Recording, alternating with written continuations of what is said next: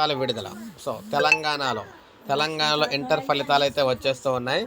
So మనం చూసుకున్నట్లయితే intermediate పరీక్షా ఫలితాలు ఏప్రిల్ 10లోపు విడుదల కానున్నాయి. వీలైతే ఏప్రిల్ 6న విడుదల చేయాలని ఇంటర్ బోర్డు భావిస్తుంది. జూన్ 1 నుంచి జూనియర్ కళాశాల పునఃప్రారంభం కానున్నందున ఫెయిల్ అయిన విద్యార్థులకు సప్లిమెంటరీ పరీక్షలు నిర్వహించి మే 31 నాటికి వాటి ఫలితాలు కూడా ఇవ్వాలని కూడా నిర్దేశించుకుంది. ఈ నెల 15 నుంచి రాష్ట్ర వ్యాప్తంగా మూల్యాంకనం ముమ్మరంగా కొనసాగుతుంది. ఈసారి స్పాట్ కేంద్రాల సమయం 2 గంటలు పెంచారు. గత ఏడాది వరకు ఉదయం 10 గంటల నుంచి సాయంత్రం 5 గంటల వరకు మూల్యాంకనం సాగేది.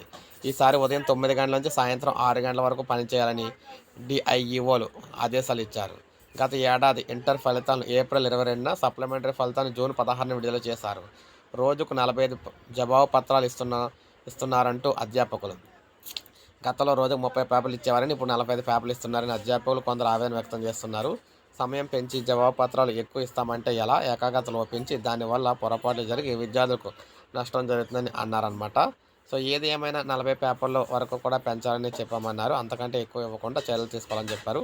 ఉగాది, రంజాన్ పండుగలు ఇక్కడ చేసుకునే వరకు మూల్యాంకనానికి హాజరు కాకుండా సెలవు పెట్టుకోవచ్చని, తప్పకుండా రావాలని ఎవరు బలవంతం చేయరని చెప్పేసి అన్నారు. సో ఏది ఏమైనా మొత్తంగా ఇక్కడ ఏప్రిల్ 6 లేదా 10 ఈ 2 తేదీల మధ్యలో అయితే ఇంటర్ ఫలితాలు వస్తున్నాయన్నమాట.